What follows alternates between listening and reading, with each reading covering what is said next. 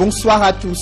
À la une de ce journal, la ville de Douala sera-t-elle le théâtre d'une défiance populaire de l'opposition malgré l'interdiction de leur meeting suivi d'une marche? Le SDF, accompagné de plusieurs partis politiques et la société civile, réaffirme leur détermination à manifester pacifiquement demain samedi.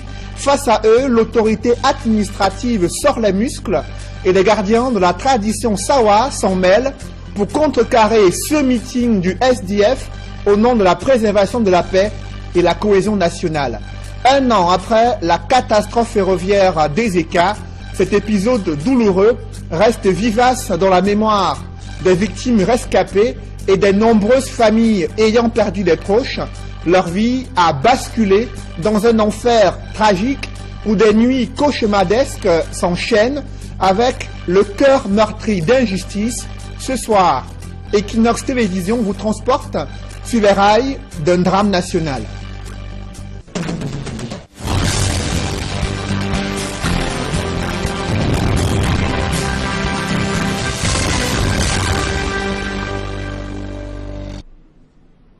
Merci de suivre cette édition complète de l'information sur Equinox Télévision.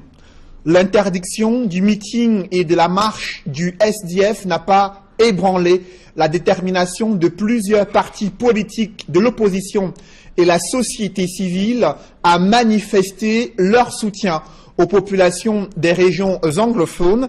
Dans les différents bastions politiques, les leaders se préparent à une mobilisation pour demain samedi dans les artères de la ville de Douala, mobilisation pacifique, disent-ils. Cependant, cette attitude va-t-en-guerre de l'opposition malgré l'interdiction du meeting ne fait pas l'unanimité. D'aucuns estiment que cette attitude de défiance risque d'embraser la ville de Douala. Reportage Innocent Abega et Sylvestre Hippolyte Zangaou.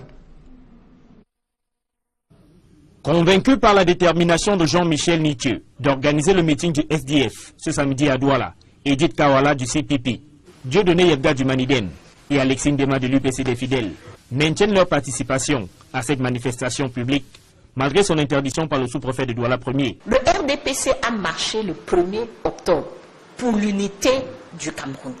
Il n'est pas question que 21 jours plus tard, un autre parti politique décide de marcher pour l'unité nationale et que tout d'un coup ça devienne impossible dans le même pays.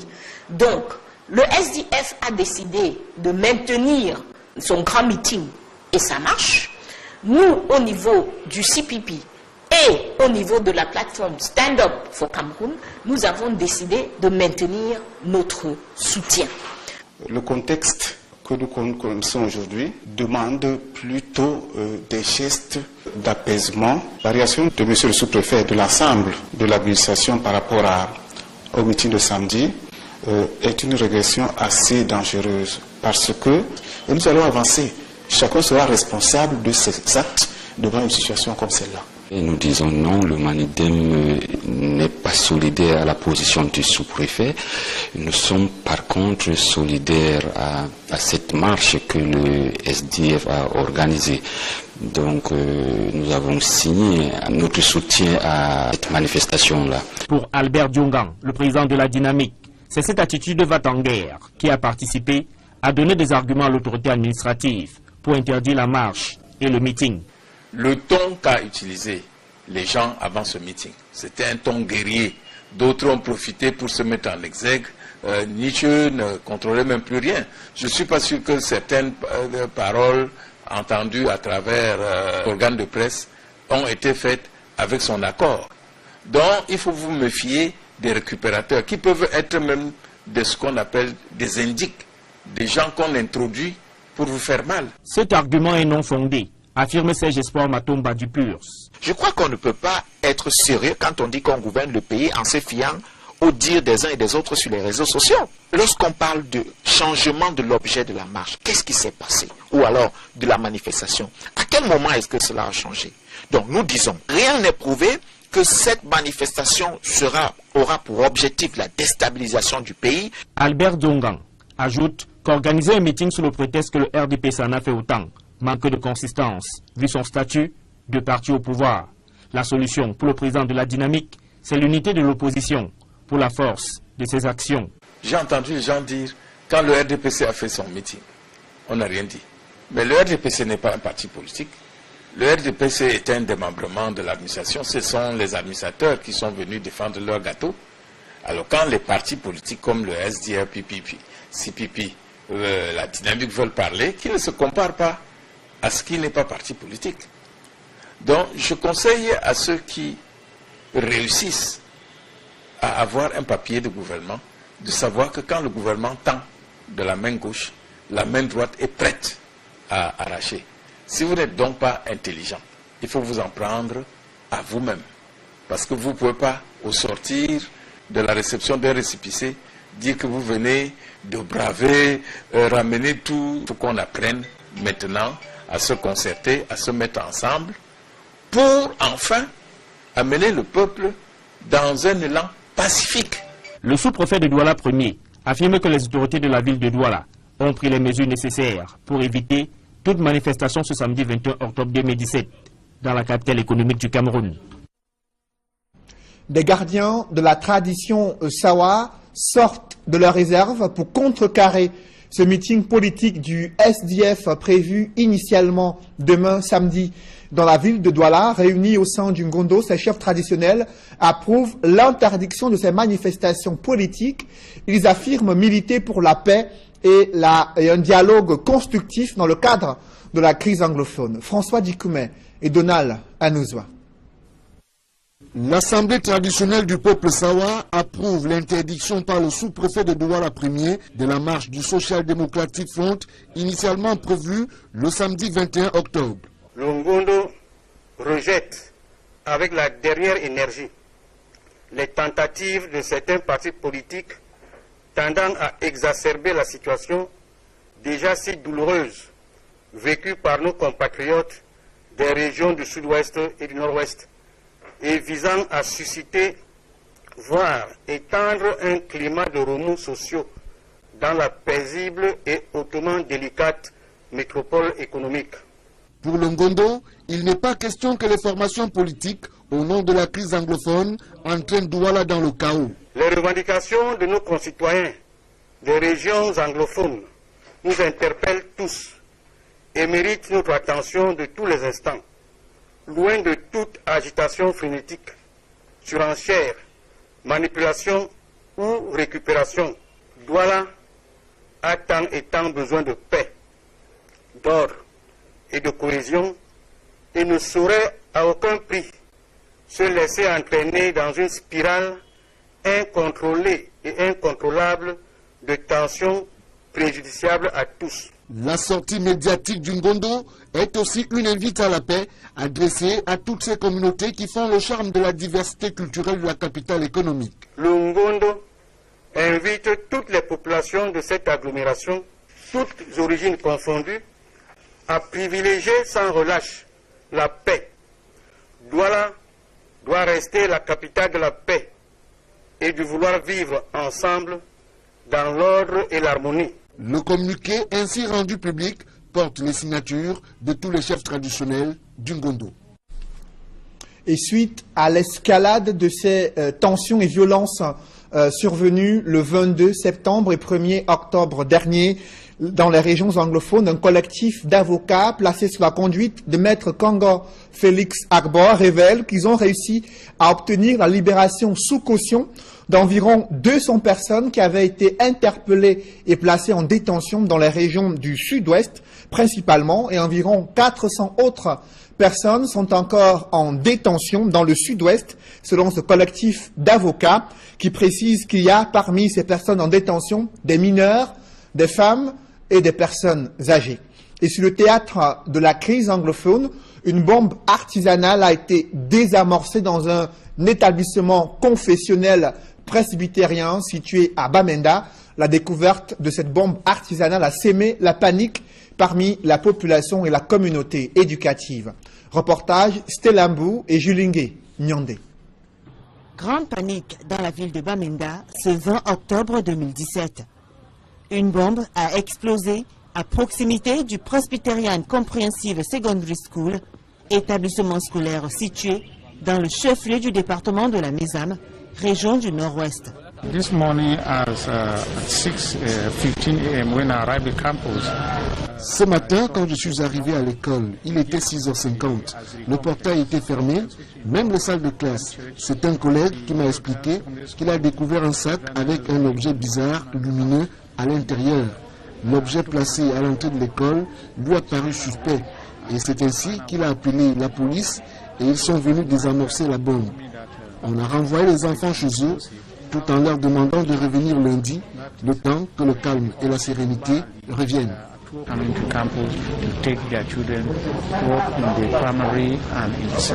L'engin a été prudemment déclenché par les forces de sécurité, sans faire de victimes. Cette situation a plongé habitants, enseignants et élèves dans une profonde psychose.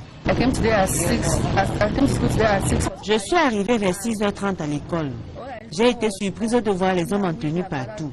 On leur a demandé pourquoi ils étaient aussi nombreux à l'école. Ils nous ont répondu qu'il y a une bombe qui a été découverte à côté. Et nous avons tous commencé à paniquer, mes camarades et moi. Les parents d'élèves, aussitôt alertés, ont accouru dans l'établissement scolaire pour ramener leur progéniture. Dans le reste de l'actualité, le sulfureux directeur de publication de la Tribune de l'Est, Chantal Roger-Thuilé, a été la cible d'une tentative d'assassinat dans son domicile situé dans le 3e arrondissement de Yaoundé. La scène se déroule dans la nuit de jeudi à ce vendredi. Des individus cagoulés ont pris d'assaut sa résidence après avoir essayé en vain de casser sa porte principale. Ils ont mis le feu sur son véhicule. Ensuite, ils ont fondu dans la nature. La famille de Roger Chantal Thuilé est traumatisée. Le récit des faits avec Marcelin Gansop. L'état du véhicule en dit long sur la gravité de l'attaque dont Chantal Roger-Thuilé a été victime dans la nuit de jeudi à vendredi à son domicile. Cela s'est passé exactement à 2h30 ce matin, cette nuit. Je suis couché et je n'ai pas sommeil. J'ai la grippe, comme vous sentez par ma voix.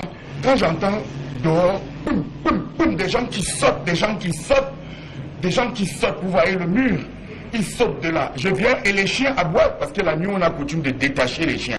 Et les chiens qui aboient, qui courent dans tous les sens, Je vois une grande flamme. Je viens donc, j'allume dehors, je crois qu'ils ne savaient pas qui a la lumière, parce qu'il y en avait un qui essayait de maîtriser les chiens. Celui-là, le chien a dû le mordre. Il y avait un dehors, j'ai entendu demander aux autres, dépêchez-vous. Il y en a un qui essayait de forcer la porte d'entrée, vous avez vu tout à l'heure, qui essayait de forcer la grande porte d'entrée, d'où les poum poum poum poum que j'ai entendu dehors. Quand j'allume, il a replié, il est monté, et celui qui essayait de casser la voiture, de mettre le feu à la voiture, et au compteur électrique, lui, comme il ne réussissait pas à mettre dans le capot, il a donc cassé la vitre, il a mis le feu. D'où la grande flamme qui est sortie. Comme j'ai commencé à crier, appeler au secours, ma femme, tous les enfants se sont réveillés, on a commencé à crier. Le directeur de la publication de la Tribune de l'Est ne passe pas par 4 chemins pour parler d'une tentative d'assassinat et que c'est bien sa personne qui était visée par cette expédition punitive. Parce que l'échelle par laquelle ils sont montés, il y a un deuxième échelle derrière là-bas. C'est-à-dire que c'est une opération montée par au moins 5 personnes. Il y a celui que le chien agressait, qui devait être armé parce qu'il a sorti quelque chose et l'autre a dit pas encore. Il a remis quelque chose qui était un pistolet ou un fusil. C'était long, ça ne ressemblait pas vraiment. Ou c'était un pistolet prolongé de quelque chose. Ils avaient des bottes, les bottes des hommes en tenue, des bottes là, des chaussures en toile des hommes en tenue. Ils avaient des cagoules et ils avaient des sortes d'habits de mécaniciens. Et ils ont sauté. Le dernier a sauté, a dit dernier avertissement. Il est monté, il est parti. J'ai entendu la voiture a démarré, boum. Chantal Roger-Thuilé, qui revient de loin, dit désormais craindre pour sa vie, ainsi que celle des membres de sa famille, qui ne sont pas prêts d'oublier cette nuit fatidique. Voici le reste de l'essence qu'ils ont amené, qui est tombé des mains du deuxième, qui a essayé de forcer la porte. Parce que je crois qu'il fallait brûler également à l'intérieur de la maison. Le directeur de publication de la Tribune de l'Est, Chantal Roger-Tuilé, croit savoir les mobiles de cette tentative d'assassinat, au-delà de porter atteinte à son intégrité physique. Il affirme que les assaillants souhaitaient faire disparaître des documents confidentiels en sa possession et susceptibles d'être utilisés lors des procès en instance dans les tribunaux. Je vous propose de l'écouter.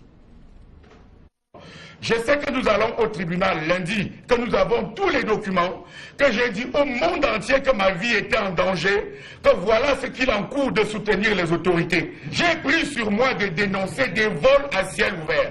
Je ne sais pas pourquoi les autorités du Cameroun peuvent me laisser sans protection, peuvent laisser qu'on tue mes enfants, qu'on m'agresse en pleine nuit, qu'on peut laisser qu'on me porte 5 plaintes, parce que j'ai 5 plaintes au tribunal. La première doit passer lundi.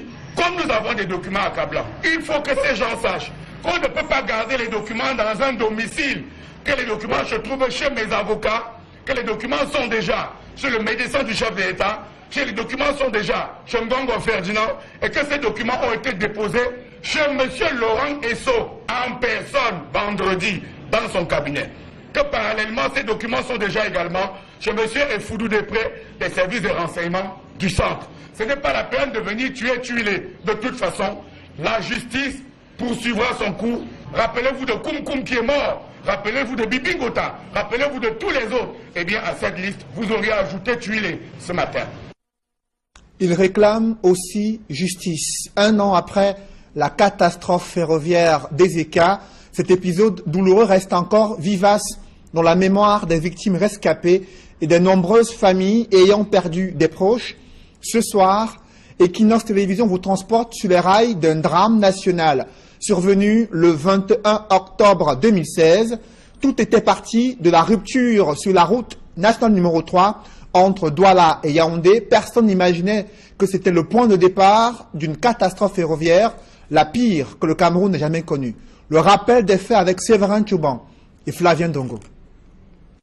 Vendredi 21 octobre 2016. Il est environ 7 heures. Les réseaux sociaux sont inondés d'images annonçant la coupure de l'axe Douala-Yaoundé au lieu d'Imanaï. C'est à la suite d'un effondrement des bus.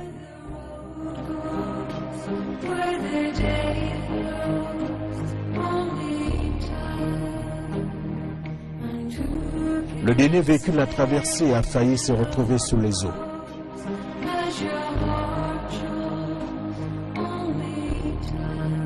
Les premières voitures arrivées sur les lieux sont stoppées. Impossible de traverser.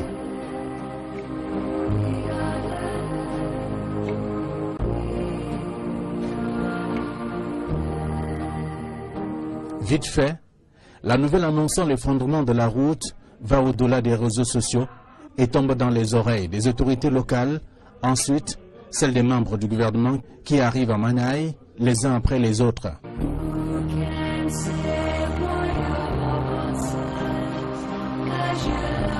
Las d'attendre, les véhicules de transport en commun sont obligés de ramener les passagers au point de départ.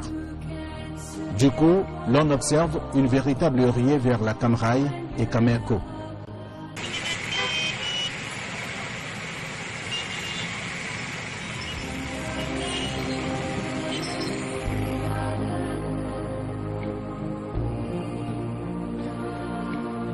Et c'est à ce niveau que le ministre des Transports entre en scène.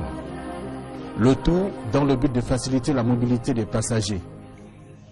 Je prescris à la Camaraï, compte tenu de la gravité de la situation, de mettre en œuvre des mesures spéciales additionnelles pour accroître la capacité de ces trains.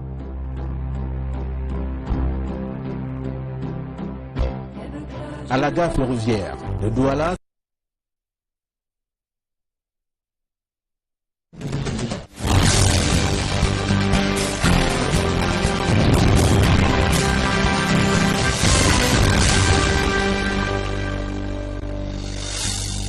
Bonsoir à tous.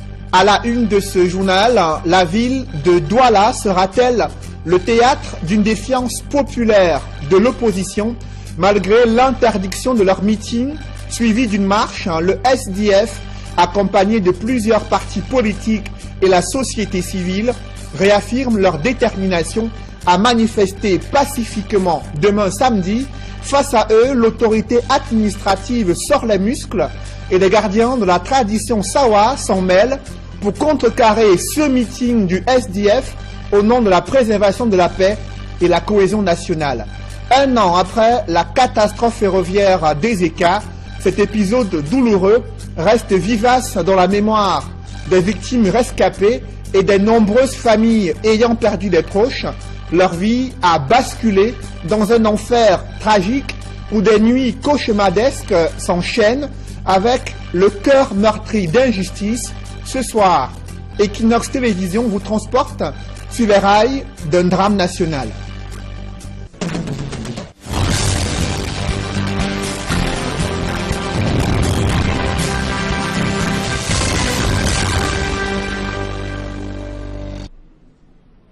Merci de suivre cette édition complète de l'information sur Equinox Télévision. L'interdiction du meeting et de la marche du SDF n'a pas ébranlé la...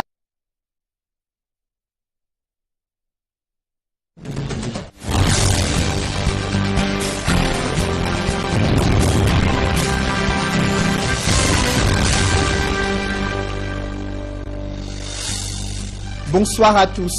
À la une de ce journal, la ville de Douala sera-t-elle le théâtre d'une défiance populaire de l'opposition malgré l'interdiction de leur meeting suivi d'une marche? Le SDF, accompagné de plusieurs partis politiques et la société civile, réaffirme leur détermination à manifester pacifiquement demain samedi. Face à eux, l'autorité administrative sort les muscles et les gardiens de la tradition Sawa s'en mêlent pour contrecarrer ce meeting du SDF au nom de la préservation de la paix et la cohésion nationale. Un an après la catastrophe ferroviaire d'Ezeka, cet épisode douloureux reste vivace dans la mémoire des victimes rescapées et des nombreuses familles ayant perdu des proches. Leur vie a basculé dans un enfer tragique où des nuits cauchemardesques s'enchaînent avec le cœur meurtri d'injustice. Ce soir, Equinox Télévision vous transporte sur les rails d'un drame national.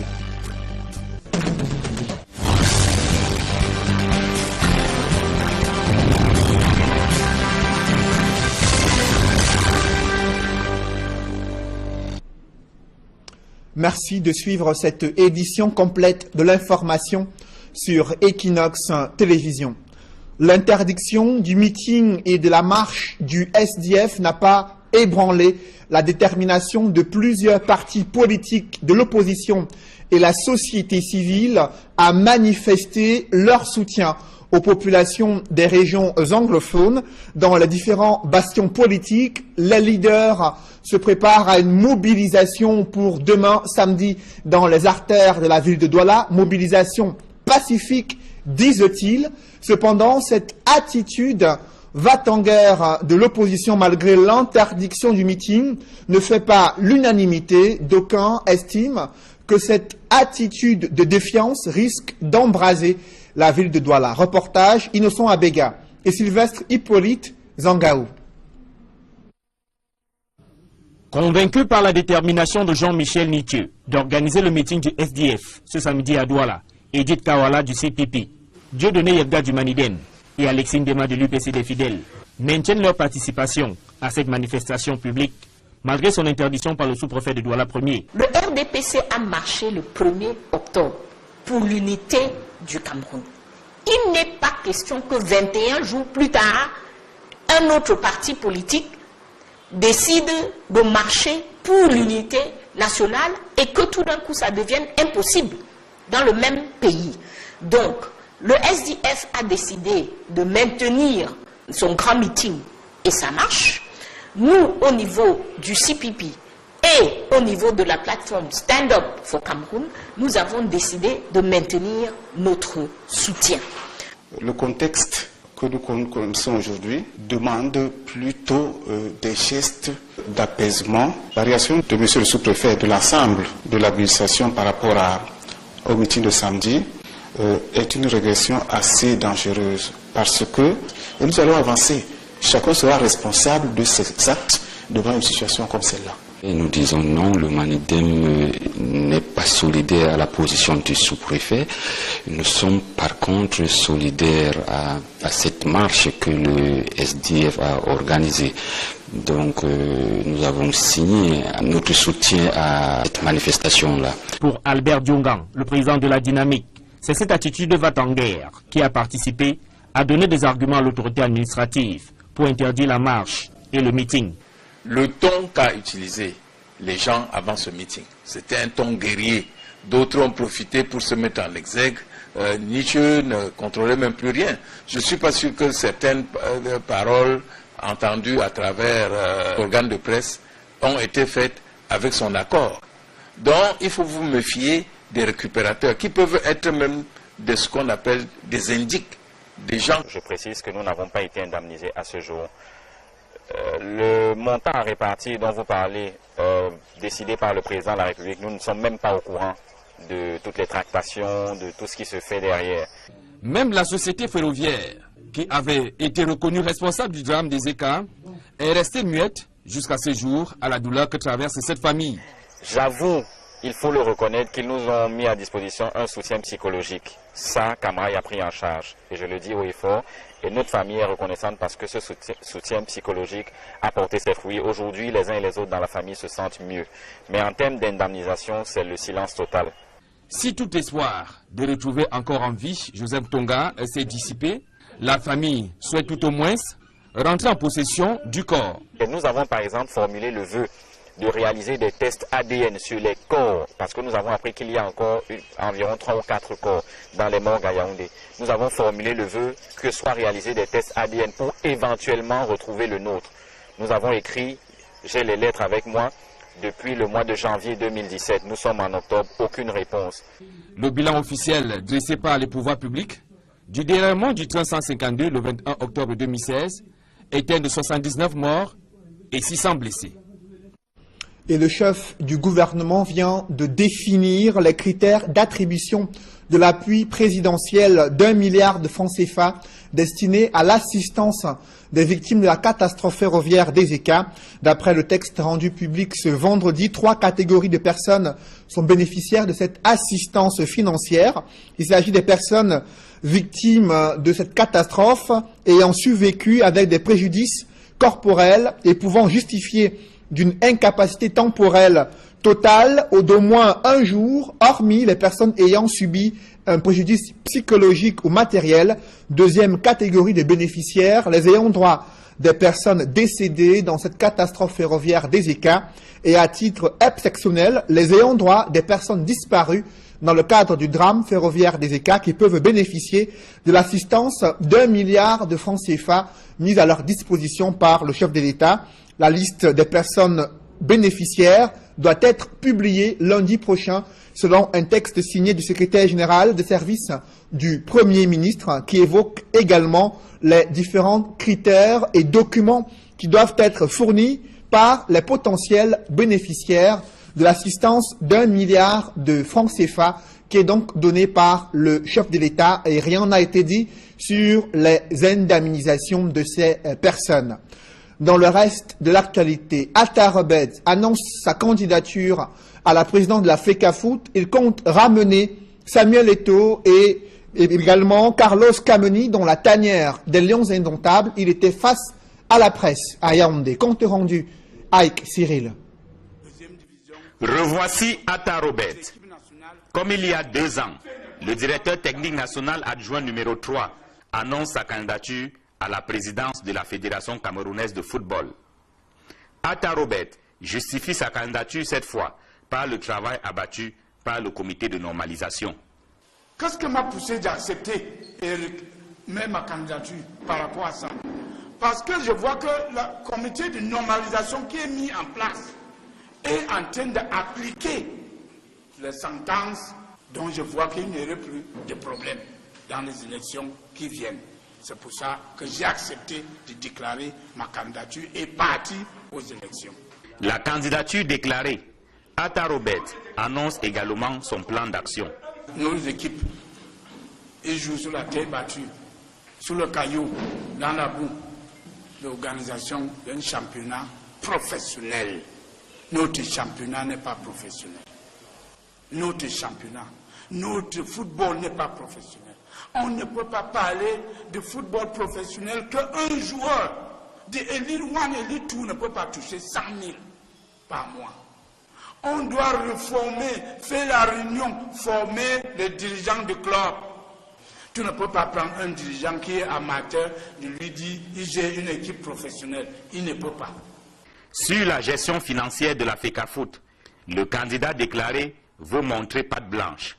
Je vais veiller que l'argent que FIFA met pour le développement du football à la base, on va investir ça là-bas. Je suis l'enfant d'un pasteur chrétien. Je ne viens pas là-bas pour voler l'argent. Je ne suis même pas intéressé. Je vais investir l'argent de football là où il faut investir. La question des lions indomptables préoccupe également Atta Robert. S'il vous plaît, madame et monsieur, dis-moi la raison que Kamini Kalous ne joue pas dans notre équipe nationale. Dis-moi pourquoi Eto, fils Samuel, ne joue pas dans l'équipe nationale. Je prends la fédération aujourd'hui là, le lendemain, première sélection, le nom d'Eto, premier nom, chez les attaquants, le nom de Kamini, premier nom, chez le gardien de but.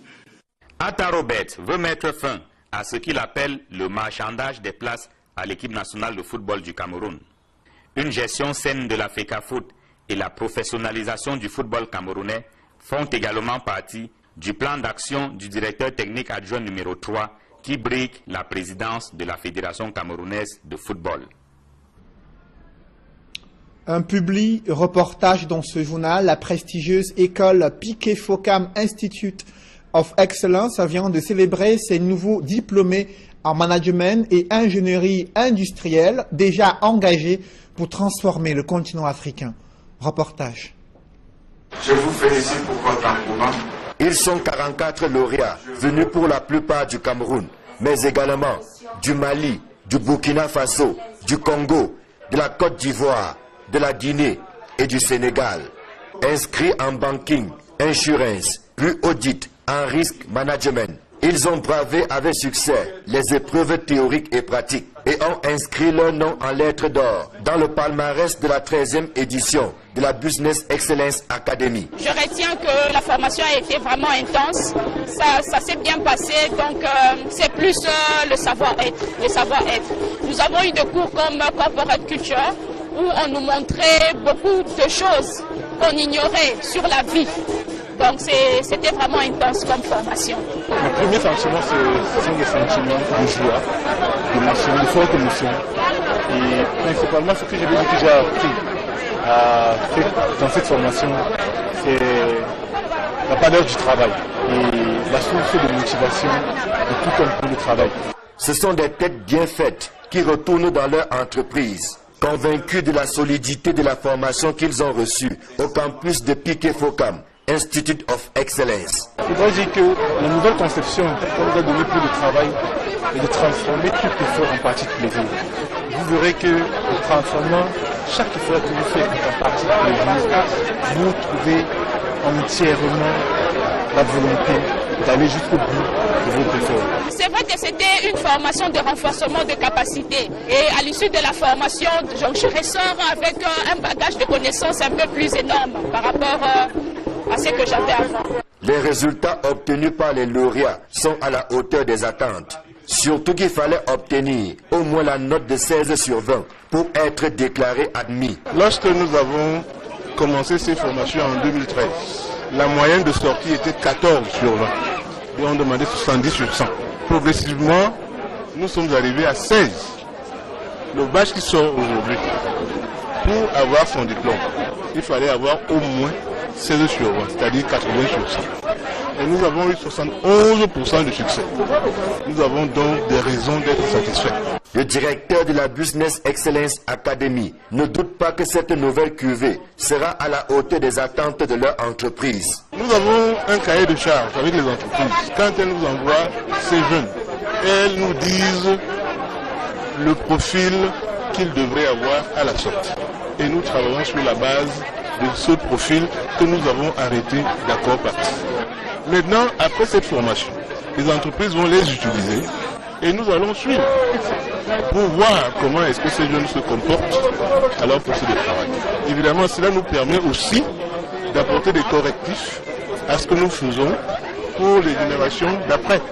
Comme il est de tradition, les 5 meilleurs apprenants ont reçu diverses récompenses, dont des prix compris entre 250 000 et 700 000 francs CFA, plus un prix spécial de 200 000 francs CFA, offert à chacun d'eux par le docteur Paul Fokam Kamonier, fondateur de la Piquet Fokam, Institute of Excellence. Un encouragement à persévérer dans l'effort et le travail, seul gage de réussite. Mesdames, Messieurs, c'est la fin de ce journal. Merci de l'avoir suivi. Ne manquez pas le grand rendez-vous de l'économie juste après cette édition du 20h. Invité de Tendance économique ce soir, le directeur général adjoint de la Banque Société Générale Cameroun qui évoque les difficultés que rencontre le secteur financier et bancaire au Cameroun. Et juste après, Tendance économique, l'émission Horizon Sport présentée par Hervé Kemnier. Bonne soirée sur Equinox Télévision.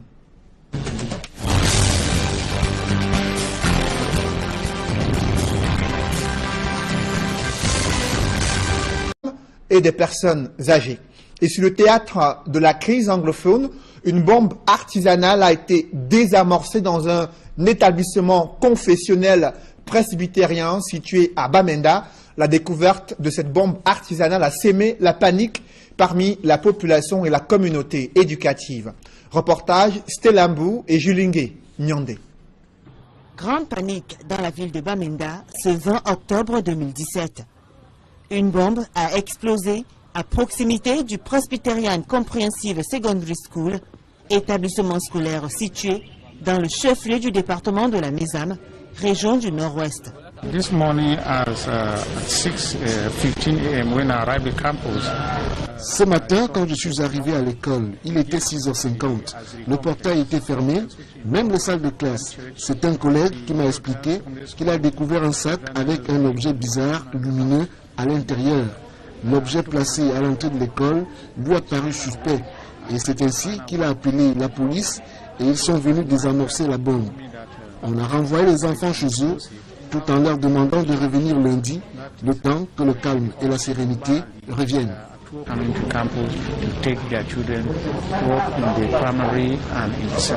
L'engin a été prudemment déclenché par les forces de sécurité, sans faire de victimes. Cette situation a plongé habitants, enseignants et élèves dans une profonde psychose. Je suis arrivé vers 6h30 à l'école. J'ai été surprise de voir les hommes en tenue partout. On leur a demandé pourquoi ils étaient aussi nombreux à l'école. Ils nous ont répondu qu'il y a une bombe qui a été découverte à côté. Et nous avons tous commencé à paniquer, mes camarades et moi. Les parents d'élèves, aussitôt alertés, ont accouru dans l'établissement scolaire pour ramener leur progéniture. Dans le reste de l'actualité, le sulfureux directeur de publication de la Tribune de l'Est, Chantal Roger-Tuilé, a été la cible d'une tentative d'assassinat dans son domicile situé dans le 3e arrondissement de Yaoundé. La scène se déroule dans la nuit de jeudi à ce vendredi. Des individus cagoulés ont pris d'assaut sa résidence après avoir essayé en vain de casser sa porte principale. Ils ont mis le feu sur son véhicule. Ensuite, ils ont fondu dans la nature. La famille de Roger Chantal Tuilé est traumatisée. Le récit des faits avec Marcelin Gansop. L'état du véhicule en dit long sur la gravité de l'attaque dont Chantal Roger-Tuilé a été victime dans la nuit de jeudi à vendredi à son domicile. Cela s'est passé exactement à 2h30 ce matin, cette nuit. Je suis couché et je n'ai pas sommeil. J'ai la grippe, comme vous sentez par ma voix. Quand j'entends dehors, boum, boum, boum, des gens qui sautent, des gens qui sautent, des gens qui sautent, vous voyez le mur, ils sautent de là. Je viens et les chiens aboient, parce que la nuit on a coutume de détacher les chiens. Et les chiens qui aboient, qui courent dans tous les sens, qui courent dans tous les sens. Je vois une grande flamme Je viens dehors, j'allume dehors, je crois qu'il ne savait pas qui a la lumière, parce qu'il y en avait un qui essayait de maîtriser les chiens. Celui-là, le chien a dû le mordre. Il y avait un dehors, j'ai entendu demander aux autres, dépêchez-vous. Il y en a un qui essayait de forcer la porte d'entrée, vous avez vu tout à l'heure, qui essayait de forcer la grande porte d'entrée, d'où les poum poum poum poum que j'ai entendu dehors. Quand j'allume, il a replié, il est monté, et celui qui essayait de casser la voiture, de mettre le feu à la voiture, et au compteur électrique, lui, comme il ne réussissait pas à mettre dans le capot, il a donc cassé la vitre, il a mis le feu. D'où la grande flamme qui est sortie. Comme j'ai commencé à crier, appeler au secours, ma femme, tous les enfants se sont réveillés, on a commencé à crier, Le directeur de la publication de la Tribune de l'Est ne passe pas par 4 chemins pour parler d'une tentative d'assassinat et que c'est bien sa personne qui était visée par cette expédition punitive. Parce que l'échelle par laquelle ils sont montés, il y a un deuxième échelle derrière là-bas. C'est-à-dire que c'est une opération montée par au moins 5 personnes. Il y a celui que le chien agressait, qui devait être armé parce qu'il a sorti quelque chose et l'autre a dit pas encore, pas encore. Il a remis quelque chose qui était un pistolet ou un fusil. C'était long, ça ne ressemblait pas vraiment. Ou c'était un pistolet prolongé de quelque chose. Ils avaient des bottes, les bottes des hommes en tenue, des bottes là, des chaussures en toile, des hommes en... On dit qu'on gouverne le pays en se fiant au dire des uns et des autres sur les réseaux sociaux. Lorsqu'on parle de changement de l'objet de la marche, qu'est-ce qui s'est passé? Ou alors de la manifestation. À quel moment est-ce que cela a changé? Donc nous disons, rien n'est prouvé que cette manifestation aura pour objectif la déstabilisation du pays. Albert Dongan ajoute qu'organiser un meeting sous le prétexte que le RDPC en a fait autant manque de consistance, vu son statut de parti au pouvoir. La solution pour le président de la dynamique, c'est l'unité de l'opposition pour la force de ses actions. J'ai entendu les gens dire, quand le RDPC a fait son meeting, on n'a rien dit. Mais le RDPC n'est pas un parti politique.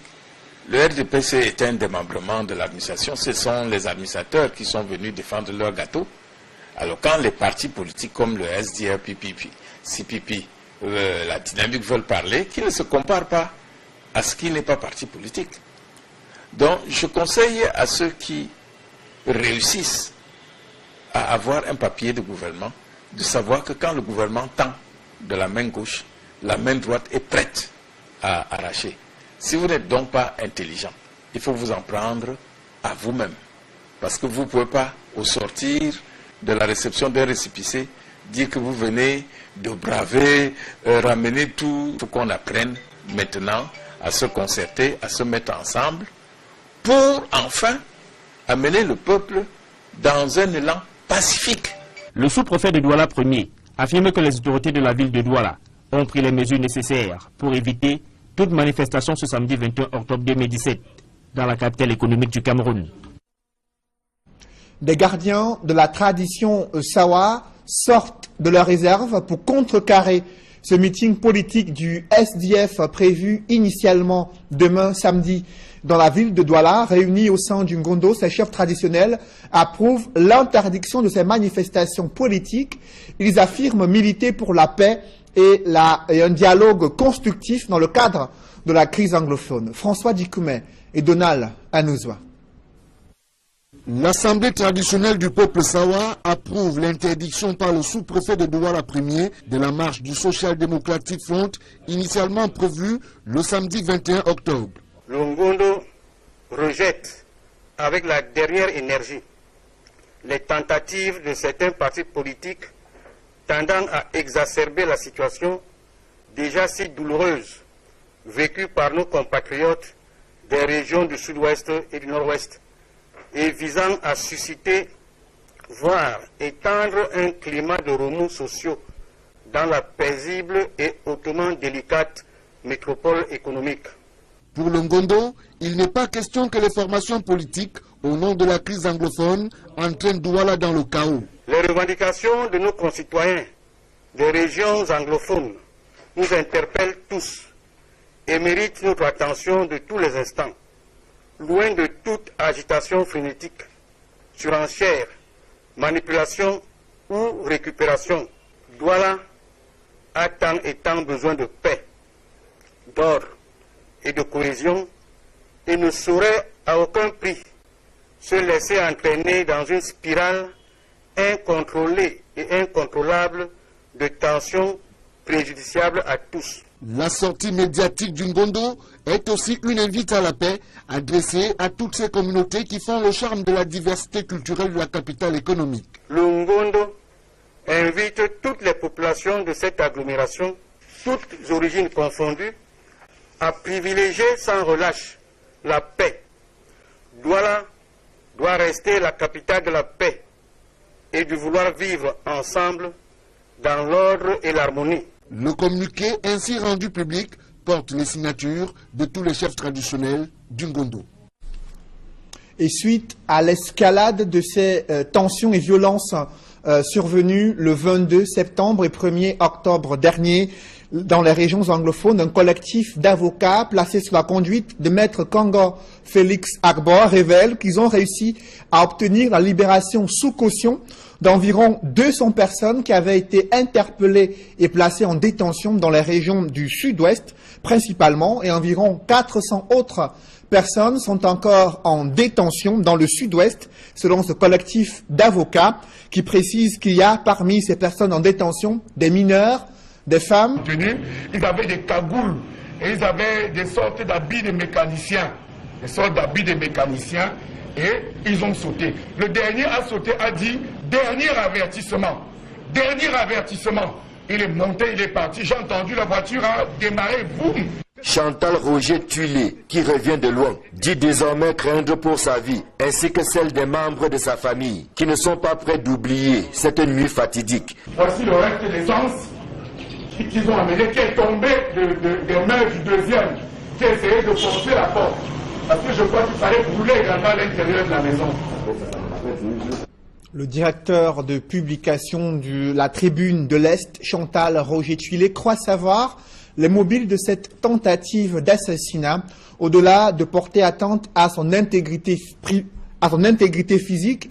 Il affirme que les assaillants souhaitaient faire disparaître des documents confidentiels en sa possession et susceptibles d'être utilisés lors des procès en instance dans les tribunaux. Je vous propose de l'écouter.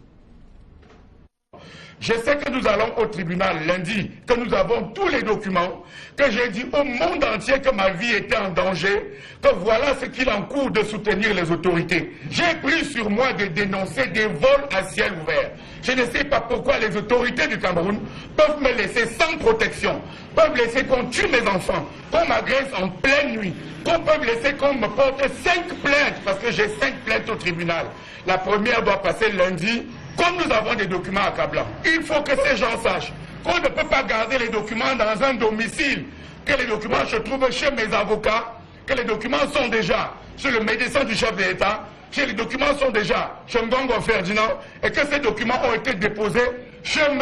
Laurent Esso en personne vendredi dans son cabinet. Que parallèlement, ces documents sont déjà également chez M.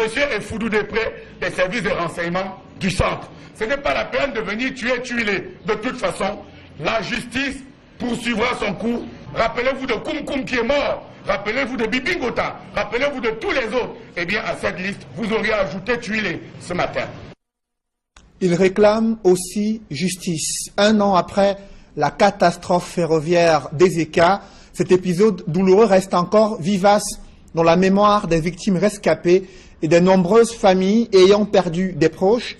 Ce soir, Equinox Télévision vous transporte sur les rails d'un drame national survenu le 21 octobre 2016. Tout était parti de la rupture sur la route nationale numéro 3 entre Douala et Yaoundé. Personne n'imaginait que c'était le point de départ d'une catastrophe ferroviaire, la pire que le Cameroun n'ait jamais connue. Le rappel des faits avec Séverin Tchouban et Flavien Dongo.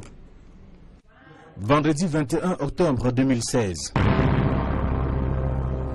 Il est environ 7 heures. Les réseaux sociaux sont inondés d'images annonçant la coupure de l'axe Douala-Yaoundé au lieu d'Imanaï. C'est à la suite d'un effondrement des bus.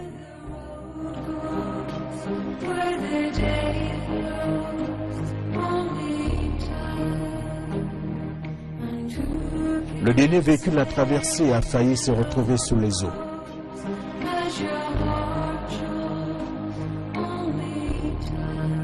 Les premières voitures arrivées sur les lieux sont stoppées. Impossible de traverser.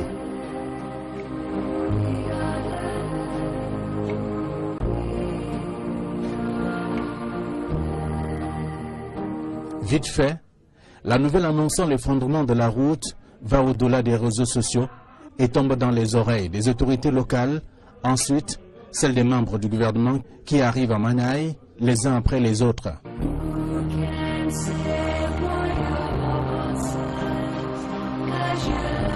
Las d'attendre, les véhicules de transport en commun sont obligés de ramener les passagers au point de départ. Du coup, l'on observe une véritable ruée vers la Camraï et Camerco.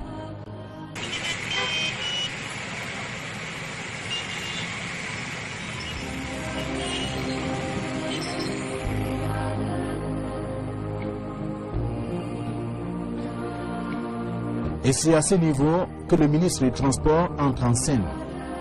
Le tout dans le but de faciliter la mobilité des passagers. Je prescris à la Camaraï, compte tenu de la gravité de la situation, de mettre en œuvre des mesures spéciales additionnelles pour accroître la capacité de ces trains.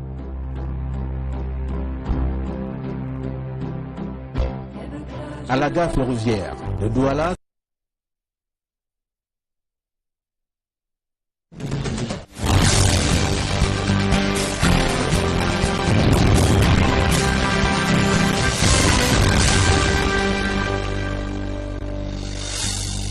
bonsoir à tous. À la une de ce journal, la ville de Douala sera-t-elle le théâtre d'une défiance populaire de l'opposition malgré l'interdiction de leur meeting suivi d'une marche? Le SDF, accompagné de plusieurs partis politiques et la société civile, réaffirme leur détermination à manifester pacifiquement demain samedi. Face à eux, l'autorité administrative sort les muscles et les gardiens de la tradition Sawa s'en mêlent pour contrecarrer ce meeting du SDF au nom de la préservation de la paix et la cohésion nationale. Un an après la catastrophe ferroviaire d'Ezeka, cet épisode douloureux reste vivace dans la mémoire des victimes rescapées et des nombreuses familles ayant perdu des proches. Leur vie a basculé dans un enfer tragique où des nuits cauchemardesques s'enchaînent avec le cœur meurtri d'injustice. Ce soir, Equinox Télévision vous transporte sur les rails d'un drame national.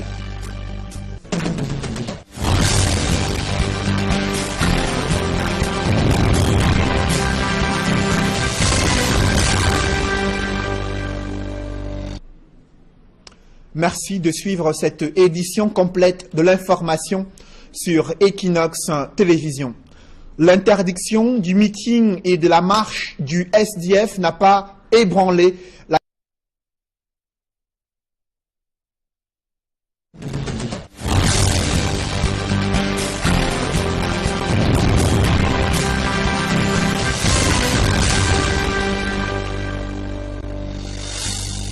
Bonsoir à tous. À la une de ce journal, la ville de Douala sera-t-elle le théâtre d'une défiance populaire de l'opposition malgré l'interdiction de leur meeting suivi d'une marche? Le SDF, accompagné de plusieurs partis politiques et la société civile, réaffirme leur détermination à manifester pacifiquement demain samedi. Face à eux, l'autorité administrative sort les muscles et les gardiens de la tradition Sawa s'en mêlent pour contrecarrer ce meeting du SDF au nom de la préservation de la paix et la cohésion nationale. Un an après la catastrophe ferroviaire d'Ezeka, cet épisode douloureux reste vivace dans la mémoire des victimes rescapées et des nombreuses familles ayant perdu des proches. Leur vie a basculé dans un enfer tragique où des nuits cauchemardesques s'enchaînent avec le cœur meurtri d'injustice. Ce soir, Equinox Télévision vous transporte sur les rails d'un drame national.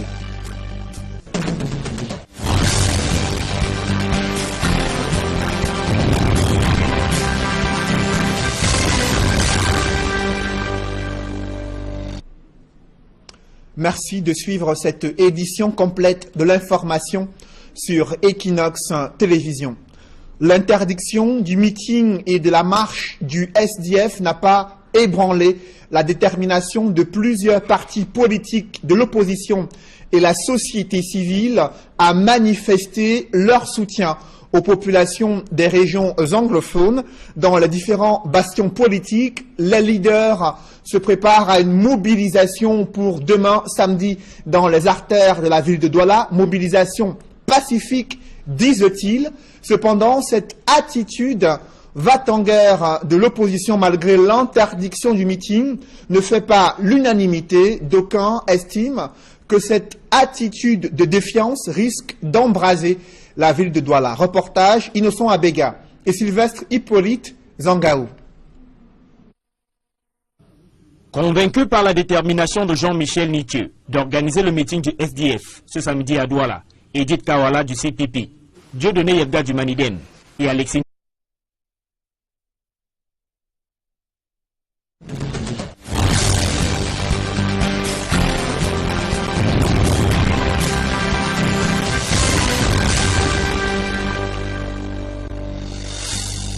Bonsoir à tous.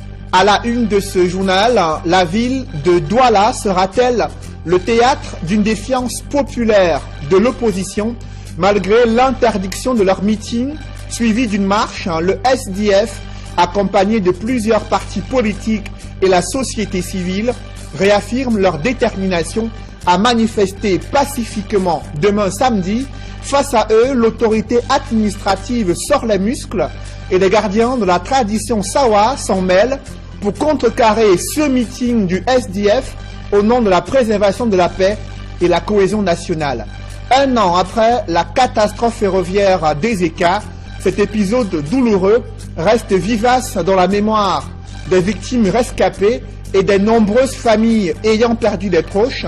Leur vie a basculé dans un enfer tragique où des nuits cauchemardesques s'enchaînent avec le cœur meurtri d'injustice.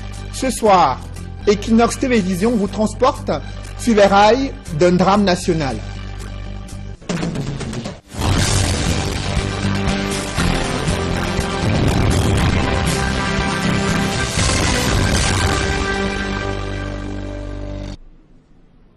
Merci de suivre cette édition complète de l'information sur Equinox Télévision.